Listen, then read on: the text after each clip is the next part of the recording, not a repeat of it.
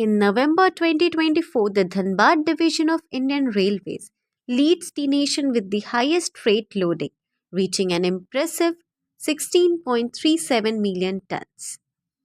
Close behind are the BSP division with 15.94 million tons, KUR with 12.69 million tons, and CKP with 12.11 million tons. From April to November 2024 to 25, Dhanbad division continues to maintain its top spot with a total freight loading of 125.95 million tons, surpassing BSP at 122.06 million tons and KUR at 104.83 million tons, reinforcing its position as the top performer in the Indian Railways network. Financially, Dhanbad also leads with the highest earnings in November 2024, totaling a remarkable rupees 2087 crore ahead of BSP's rupees 1938.85 crore and KUR rupees 1143.20 crore. On the infrastructure front, the Dhanbad division has made a significant strides. The platform extension work at Hirodi and Tetulmari stations is now complete. Platform number 1 at Pushro has been extended by 300 meters to accommodate longer trains. Additionally, new toilets for male, female, and Divyang passengers have been constructed at Katkamsandi and Kansar Navadi stations. On the passenger service front, new Vande Bharat Express trains have been introduced. The Havra Gaya Vande Bharat Express, running 6 days a week, now includes stops at Dhanbad, PNME, and KQR. The Tata Patna Vande Bharat Express operates 5 days in a week via GMO, PNME, and KQR. A newly Tata Nagar Patna Vande Bharat Express started on September 2024 with additional stops at Bakrana, Daltolganj, and Garba road stations. Another key addition, the Godda Delhi Godda Express began its service on October 9, 2024 with stops at Kodarma, New Giridih, and Jamui stations. On 1st November 2024, the Ranchi Gorakhpur weekly train commenced with halts at Chandrapura and Dhanbad.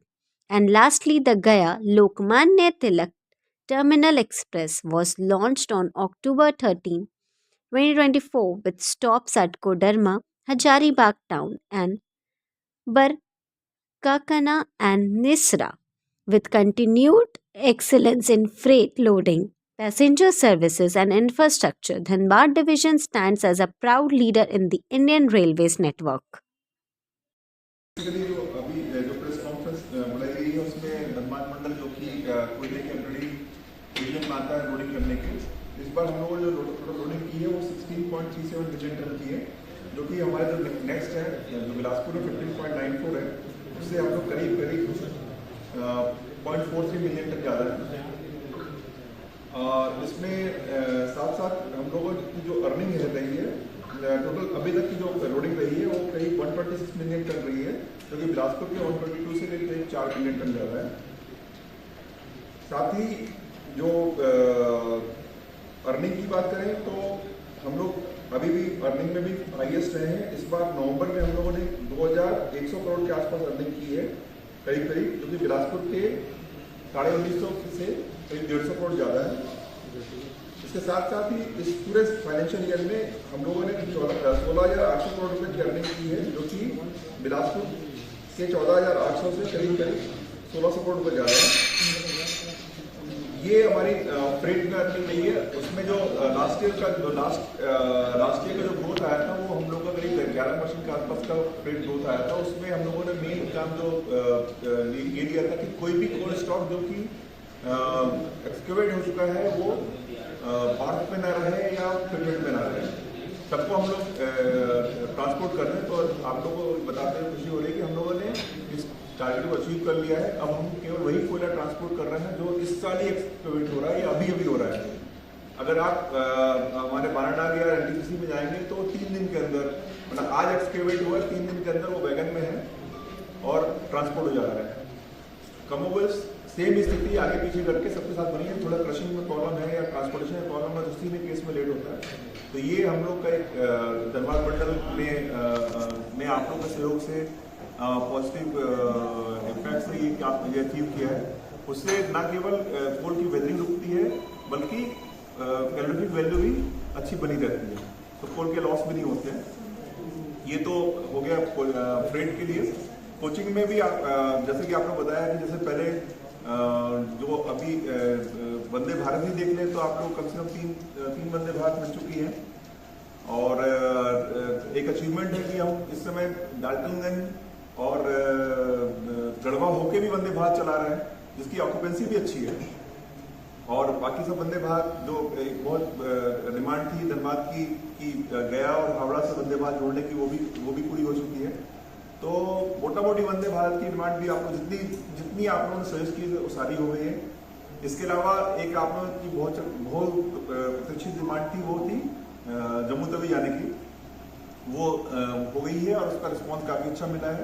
गरीब रथ है, fully reserve है, करीब 1500 seat की capacity है, जिसमें लोग पूरा लोग उसको यूज़ कर रहे हैं। और आप ही नहीं यूज़ कर रहे हैं, आपके साथ साथ गया, बनारस और साथ साथ लखनऊ के लोग भी यूज़ कर रहे हैं। और सिमिलरली इसको दिल्ली वाले भी यूज़ करते हैं अपने जम्मू तवी जाने के लिए। सेम चीज़ रिटर्न में भी है, तो उसकी ऑक्यूपेंसी अच्छी है।